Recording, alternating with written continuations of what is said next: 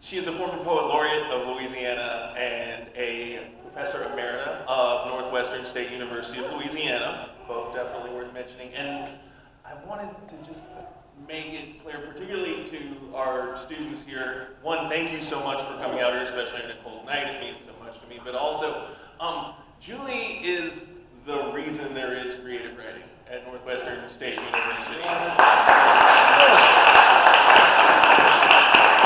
It seems so wild, but it's entirely and completely true. Like, she was the first person to bring creative writing into academia here at Northwestern State, and it's because of her direct influence that, like, I was brought on, and that then Rebecca was brought on, and through, and we built just this amazing program, and I'm so proud to have been a small part of it, and it all really starts with you. And so, I hope you will all help me in giving a warm welcome to the one and only Dr. Julie Kane.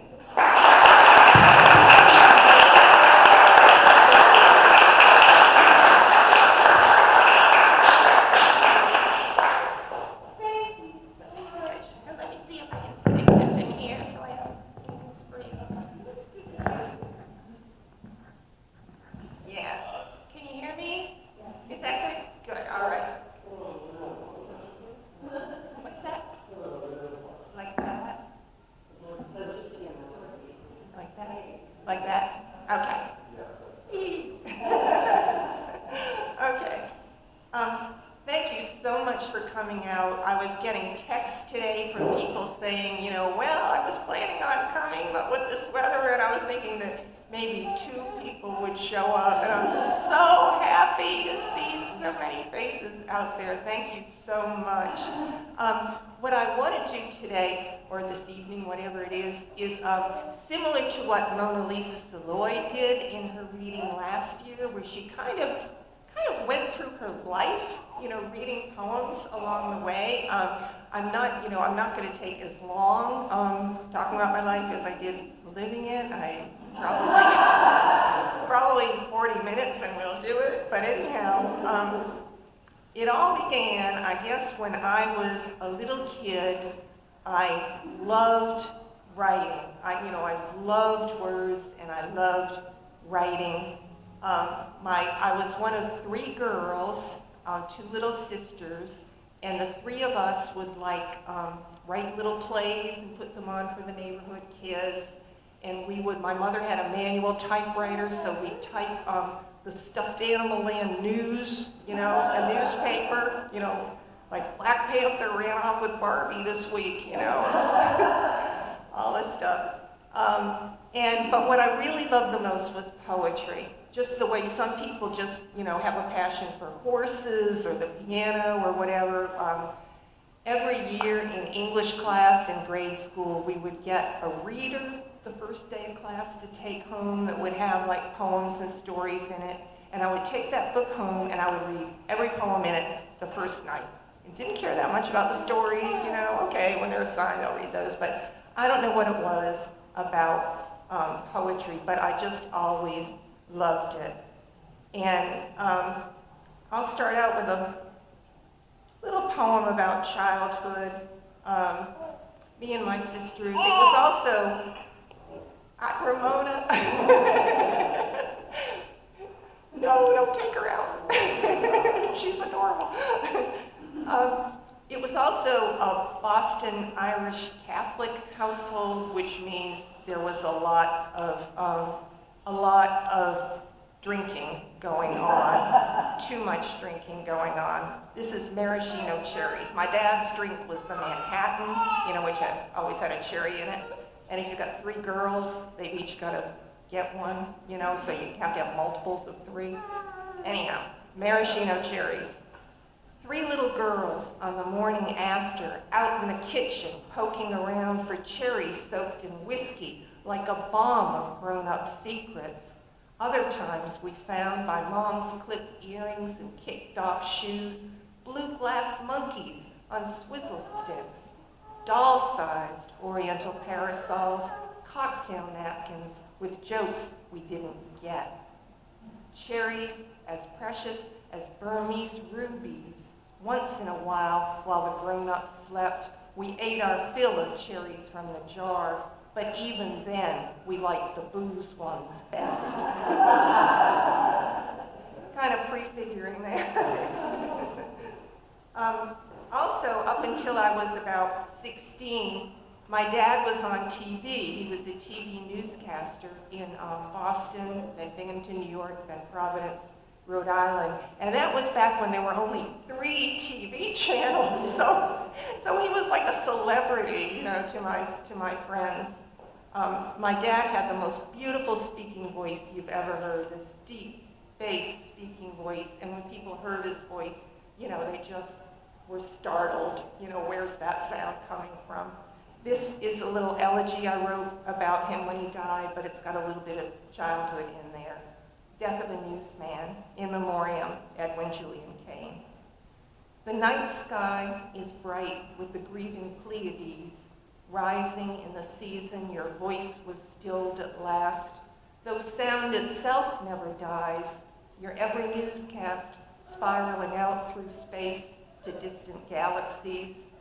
When I was little, I thought you knelt in TVs. I walked around them looking for a door and latch. Heads jerked in swordfish-netted restaurants when you asked for a menu. Women sent you cold remedies. News of the ancient gods precedes your voice through space. Bulletins about rapists and transformations. Sisters scattered to stars, riding on waves of sound. Briefly, your news of protests, assassinations. Then, in the wake of your inimitable base, towers struck and destroyed, a much-loved city drowned. He loved the news. You know, that was back before you could get news 24 hours a day, but he'd read like 3 newspapers a day and watch, you know, all the news broadcasts. And I, you know, after he died in 2000, and I just thought, oh my God, you know, he missed September 11th, he missed Katrina, and, you know, I don't know if that's good or bad. My mother, the summer I turned 13, was in the hospital all summer and nearly died. I kind of kill her off in this poem, but when I was that age, I really thought she was going to die, and everyone was expecting her to die, but she didn't. So this is 13. All summer she twirled in pearls and satin gowns, pale as a mushroom in the attic.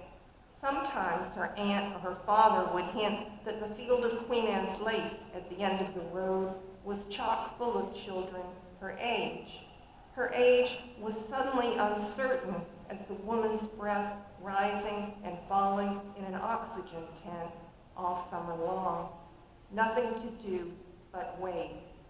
In the stale heat of the attic, in the rippled full-length mirror, she posed in velvet, in chiffon, in her mother's useless clothes, waiting for her breasts to blossom and fill the loose bodice of her grief.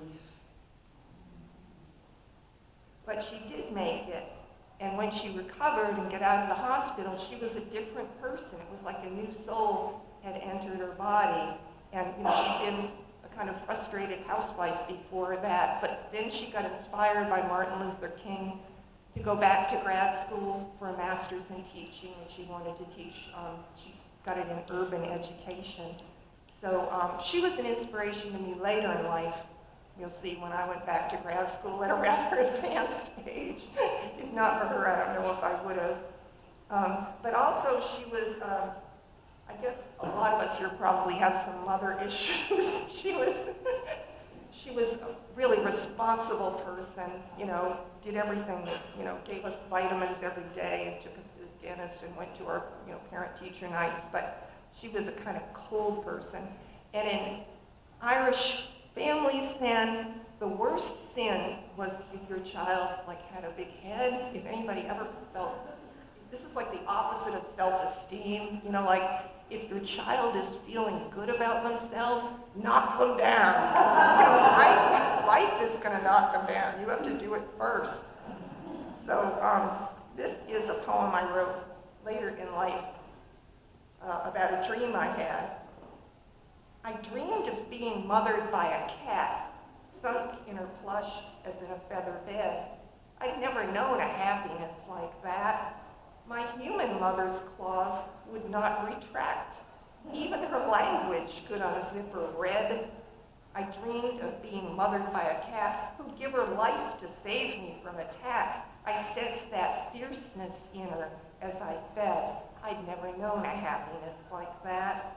If there were siblings, I ignored that fact. I had her to myself, or I forget the whole time I was mothered by a cat. One dream can strike you like a thunderclap. That mother cat, more goddess than a pet. I'd never known a happiness like that. The world was pure sensation, not abstract, some realm between the living and the dead.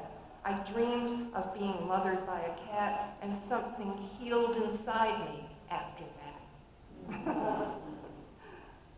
Then, after high school, had great high school experience, but I went off to Cornell University at the age of 18, and I was, up till that point, I had been writing poems throughout adolescence, never showing them to anyone. I mean, that was my deepest soul. I would have died if anybody had read them. I would fold them up in little squares and stuff them in this little Japanese box, and, Anyhow, I got to Cornell, and I took a creative writing class, my first semester of freshman year, and I discovered there, I was so lucky because there was a big community of poets and writers there. Undergraduate students, grad students, the faculty had A.R. Ammons, William Matthews was there, Robert Morgan. It was just like a magical place to be a poet. On Thursdays, they had an open mic reading in a little coffee house on campus, where everybody would read, and, it was so wonderful for 4 years. I have one poem about that time. Actually, it's kind of about the other direction I was pulled in. I was going out with a football player who was very athletic, and it was kind of about the pull between that life, marriage to him, kids, and going, what I really wanted to do, going to get an MFA in creative writing because he wanted to get married. He was ready. This is love poem for Jake and Ithaca. The bedroom window had a telescope set up in front, but other than that, the room was a typical student's room. Over the bed, an American flag, a bookcase made of cinder blocks. There was only one book of poetry, comic epitaphs from country graves.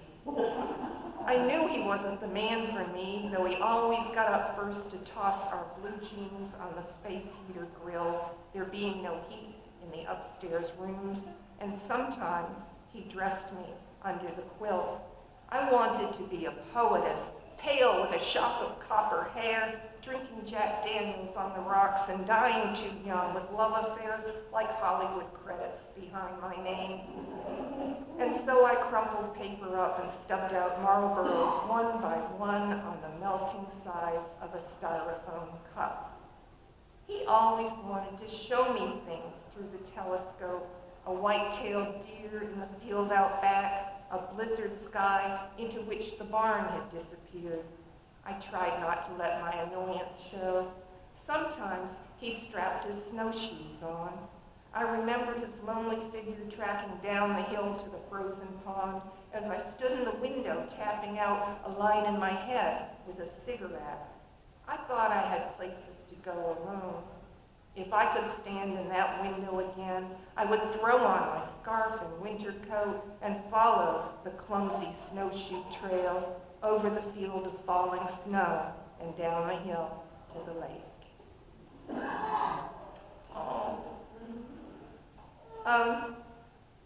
Toward the end of my college experience, I won, back then Mademoiselle magazine used to be so supportive of young writers, and they had a college poetry and fiction competition, and I won first prize in the college competition, judged by my idol, Anne Sexton and James Merrill, but I know Anne was the one pulling for me, not James. And that was what made me decide. I had applied to some MFA programs, and I got into the Iowa Writers Workshop, which was the best in the country then. There were only about 14 or 15 then.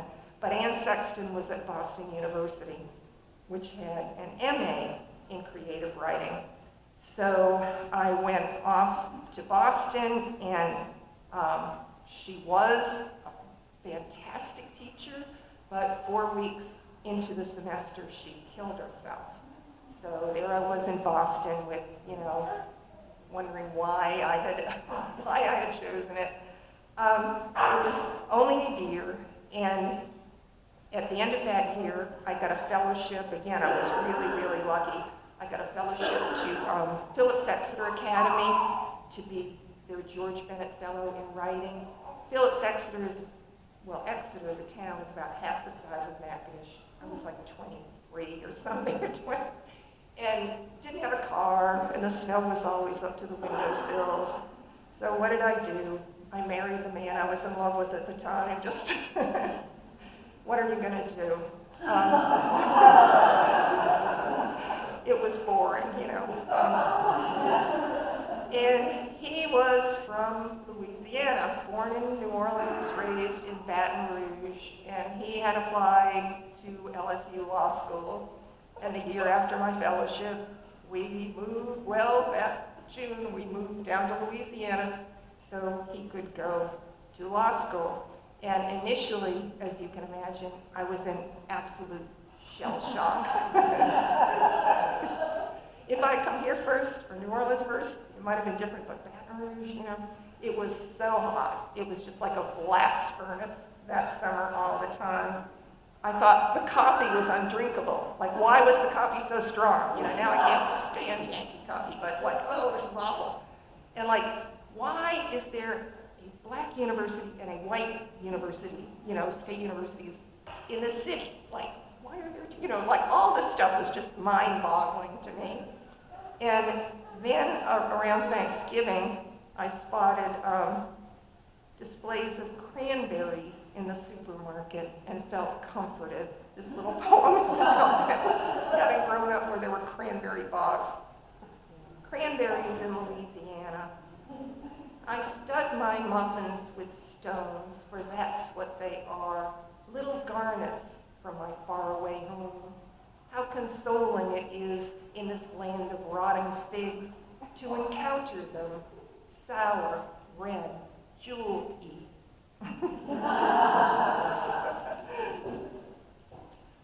In those years, there were only 2 years, but I had a job working for the East Baton Rouge Anti-Poverty Agency, first as a grant writer and then as a department head, not knowing what the hell I was doing. There were about 10 of us white people in an agency with, I think, about 300 African American employees, and it was a fantastic experience because I was immersed in African American kind of culture.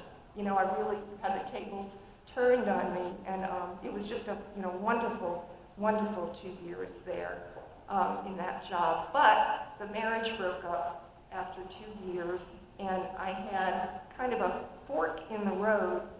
Was I going to flee back north where I was from, or was I going to maybe just try New Orleans for a year, because I'd been there and I really liked it.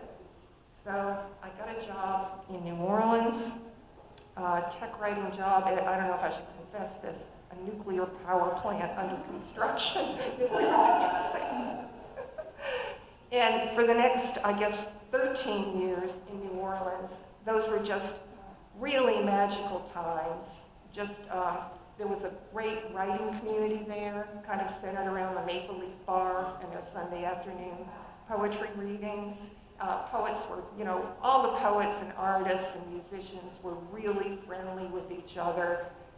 Rents were cheap. It was a great time to be in that city. And I'd go hear music 7 nights a week.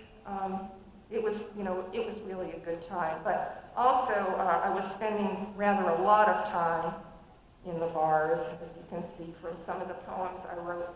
Yeah, this is kissing the bartender. The summer we kissed across the bar, I felt 16 at 36, as if you were a movie star I had a crush on from afar. My chest was flat, my legs were sticks, the summer we kissed across the bar. Balancing on the rail was hard. Spilled beer made my elbows stick. You could have been a movie star, backlit, golden, lofting a jar of juice or Bloody Mary mix the summer we kissed across the bar. Over the sink, the lines, as far as you could lean, you leaned. I kissed the movie screen, a movie star. Drinks stayed empty, ashtrays tarred. The customers got mighty pissed the summer we kissed across the bar. Summer went by like a shooting star. And I want to read one other from kind of New Orleans days. This one. This is used book set in New Orleans, although I moved the bookstore because Charter Street, I knew people would, stumble over it reading it like Charter, or, so I moved it to Royal Street, but you know which one I'm talking about. Used book. What luck, an open bookstore up ahead, as rain lashed awnings over Royal Street, and then to find the books were secondhand with one whole wall assigned to poetry. And then, as if that wasn't luck enough, to find between Jarrell and Weldon Keys the blue on cream familiar backbone of my chapbook, out of print since '83. Its cover very slightly coffee-stained, though aging all in all no worse than flesh through all those cycles of the seasons since its publication by a London press. Then, out of luck, I read the name inside, the man I thought would love me till I died. It really happened. But I won an international sonnet contest with that and got like 1,400 British pounds when the pound was worth $2. So when life gives you lemons, write a sonnet, right? Okay. I was still writing poetry and hanging out with poets in those years, but also hanging out, much too much in clubs, and drinking more than I should have. But, and the good things that were happening to my poetry then all seemed to be connected to the bars. And my very first book, Body and Soul, was published by Hank Staples, who's one of the owners of the Maple Leaf Bar, and his partner, Bill Roberts. I had a little two-woman book published in England then, 2 into 1, with about 20 of my poems and 20 of another poet's, because I had met the publisher at a journalist party in New Orleans, and we both got loaded, and we were quoting our poems at each other. And then we started writing afterwards, sending each other poems, and lo and behold, he published me. So, stuff was happening, but it was all kind of the rewards of a misspent youth, all coming out of that experience. And finally, I reached kind of a turning point, after a while.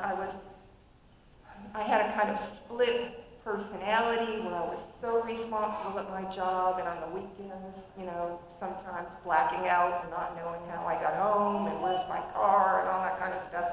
And I finally decided I had to quit drinking. This is giving away the liquor bottles, if I can find it.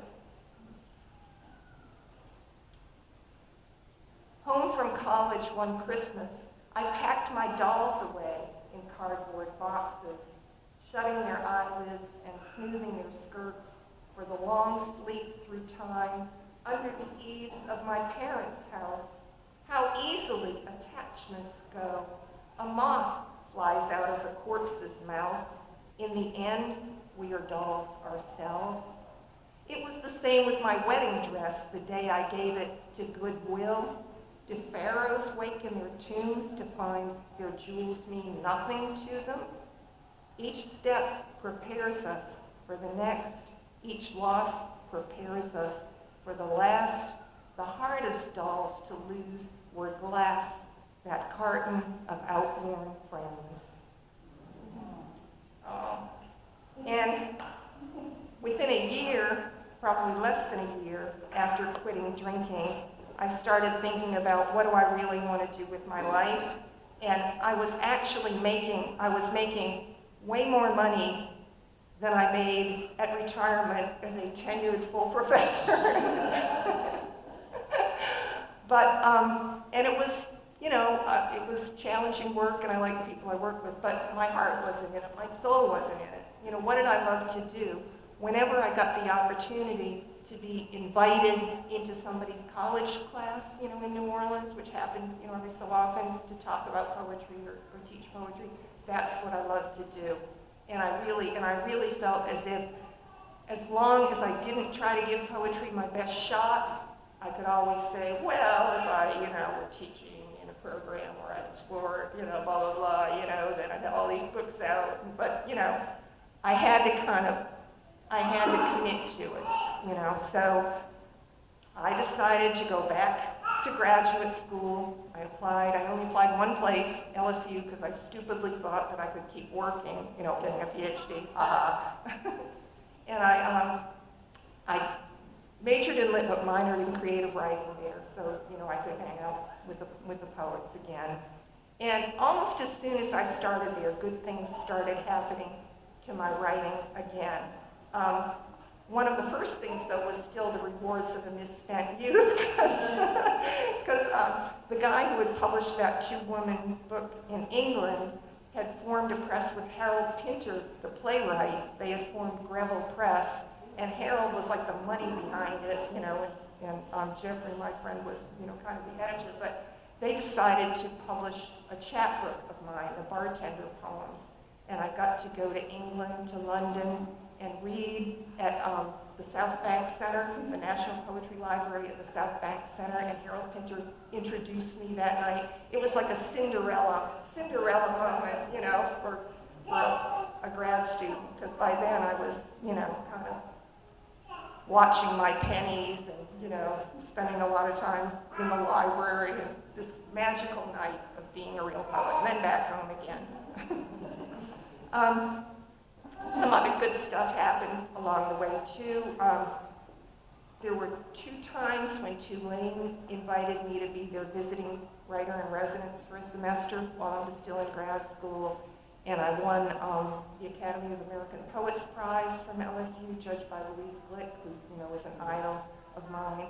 So I kind of knew that I was on the right track, going back to grad school. But I kind of thought, too, that, I was going to be a scholar, I was older and maybe, things just weren't going to happen to me. So anyhow, I defended my dissertation, sent out some job applications, and I got hired by NSU in Natchitoches, Louisiana, as a visiting assistant professor for 1 year. So, I thought, great, this cute little town, and I can, kind of go there for a year and go on the job market nationally, while I'm in this cute little place, and I liked my department, the people that were there.